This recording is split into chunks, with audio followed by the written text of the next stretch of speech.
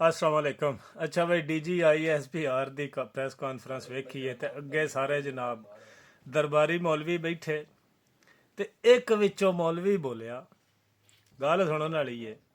ਉਹ ਆਖਦਾ ਹੈ ਜੀ ਅੱਜ ਤੋਂ 1400 ਸਾਲ 1450 ਸਾਲ ਪਹਿਲੋਂ ਨਬੀ ਪਾਕ ਸੱਲੱਲਾਹੁ अलैहि वसल्लम ਨੇ जनाब DGISPR ਬਣਾਇਆ ਸੀ ਔਰ ਨਬੀ ਪਾਕ ਨੇ ਇੱਕ DGISI ਬਣਾਇਆ ਸੀ ਤੇ ਨਬੀ ਪਾਕ ਨੇ ਜਨਾਬ ਇੱਕ ਜਰਨਲ ਬਣਾਇਆ ਸੀ।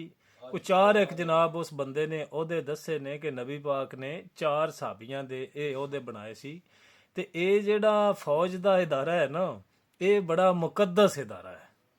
ਬੱਲੇ ਓ ਬੱਲੇ ਮੌਲਵੀਆਂ, ਖੁਦਾ ਦੀ ਕਸਮੇ ਹੱਦ ਹੁੰਦੀ ਹੈ ਵੈਸੇ ਕੋਈ ਕਿਸੇ ਗੱਲ ਦੀ ਜਾਂ ਕਿਸੇ ਕੋਈ ਤਾਰੀਫ ਕਿਸੇ ਦੀ ਕਰ। ਨਬੀ ਪਾਕ ਨੇ ਇਹ ਵੀ ਆਖਿਆ ਕਿ ਜਿਸ ਨੇ ਕਿਸੇ ਦੀ ਬੇਜਾਨ ਤਾਰੀਫ ਕੀਤੀ ਉਸ ਆਪਣਾ ਠਿਕਾਣਾ ਜਹੰਨਮ ਵਿੱਚ ਬਣਾ ਲਿਆ। ਸ਼ਰਮ ਨਾਂ ਦੀ ਕੋਈ ਖੁਦਾ ਦੀ ਕਸਮੇ ਇਹਨਾਂ ਸਾਡਿਆਂ ਮੌਲਵੀਆਂ ਵਿੱਚ ਹੈ ਹੀ ਕੋਈ ਨਾ, ਕੋਈ ਸ਼ੈ ਹੀ ਕੋਈ।